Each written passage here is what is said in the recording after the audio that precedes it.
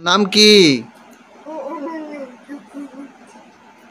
ওর না পরীক্ষার রেজাল্ট কেমন হয়েছে? কত পার্সেন্টেজ হয়েছে গো?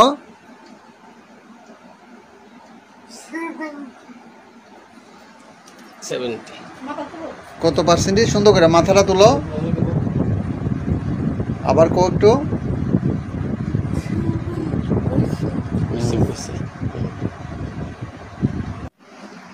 আপনার নাম কি? আর আপনার মেয়ের নাম কি? অনন্যা। এবার কি পরীক্ষা দিছিল?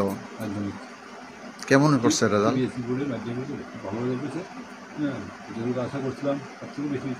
পার্সেন্টেজ কত? আচ্ছা, অরুণা তো শুনলাম হ্যান্ডিক্যাপ, এর পার্সেন্টেজ কত? হ্যাঁ, 90%।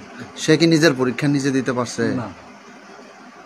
তো এই বিষয়ে সে কোন স্কুলের ছাত্রী?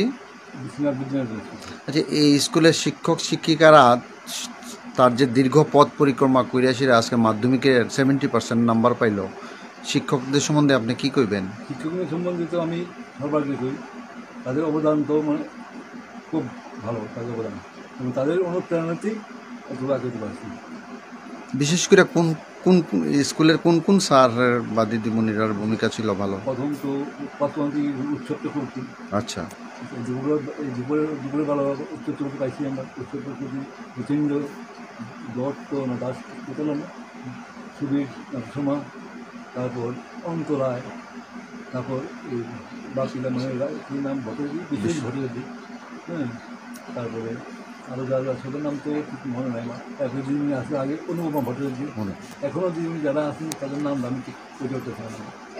সবার সবার সবার ইয়েতে উৎসাহে উদ্দীপনা এবং তাদের যে সহযোগিতা আমরা পাইছি পড়াশোনার ক্ষেত্রে, আমরা যথেষ্ট।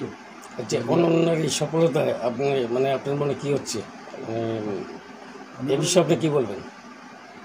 ভবিষ্যতে তো আমরা দেখি তার পরটা উজ্জ্বলই, মানে কতটুকু পারব এটা তো রক্ষণা করতে ঠিক না, প্রচেষ্টা করে যাবে। আপনি কি করেন?